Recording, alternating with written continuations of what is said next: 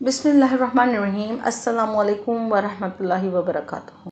तो चलिए चलते हैं आज के सवाल की तरफ। अक्सर सवाल ये पूछा जाता है, फीमेल व्यूवर्स करती हैं कि सेक्स के बाद, मिलाप के बाद जब हम खड़े हो जाते हैं या फिर टॉयलेट यूज़ करते हैं तो सारे का सारा सीमन जो हमारे अंदर होता है वो बाहर निकल जाता है। क्या ऐसी सिचुएशन में हमारी प्रेगनेंसी हो सकती है? क्या ये कोई प्रॉब्लम है कि जैसे ही हम खड़े होते हैं, मूव करते हैं, पोजीशन चेंज करते हैं तो सारी जो मनी है वो शर्मगाह से बाहर आ जाती है? तो आज की वीडियो में मैं इसके बारे में आपको डिटेल से आंसर दूंगी, क्योंकि ये बहुत बड़ा मसला है, बहुत बड़ा मिसकंसेप्शन है जिसको क्लियर करना बहुत ज़रूरी है। तो चलिए चलते हैं जवाब की तरफ। देखिए, इस क्वेश्चन का जो इजी आंसर है वो ये है कि अगर मिलने के बाद आपके अंदर से सारी मनी निकल भी जाती है तब भी प्रेगनेंसी पॉसिबल है। इसका इस बात से ताल्लुक नहीं है कि अगर मिलने के बाद जो सीमन जो है वो अंदर से निकल जाता है या बाथरूम चली जाती हैं या अगर हम एक सर्टेन पोजीशन में नहीं रहते तो प्रेगनेंसी नहीं होती। इन दोनों बातों को आपस में कोई ताल्लुक नहीं है। आपको ये बात का पता होना चाहिए कि आदमी का जो सीमन होता है उसके अंदर जो स्पर्म होते हैं उसका थिक पार्ट बनाते हैं। इसके अलावा जो पानी वाला पार्ट होता है वो सीमिनल फ्लूइड होती है। जब मियाँ बीवी आपस में मिलते हैं तो जो स्पर्म होते हैं वो फ़ौरन अंदर चले जाते हैं एग की सर्च करने के लिए, एग को ढूंढने के लिए, ताकि वो एग को फर्टाइल कर सके। और जो क्लियर पार्ट होता है वो बाहर निकल आता है।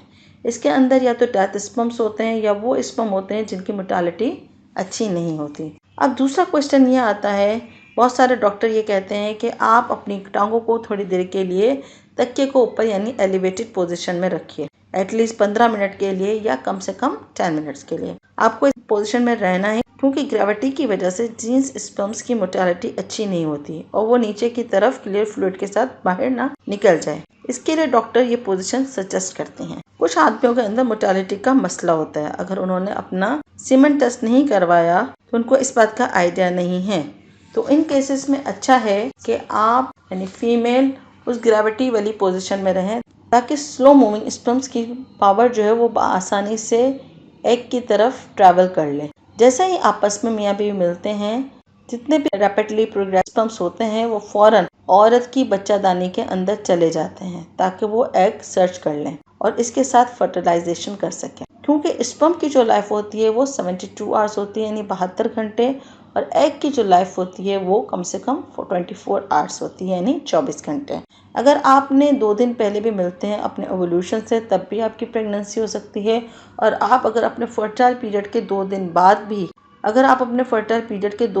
भी मिलते हैं तब भी आपकी प्रेगनेंसी हो सकती है।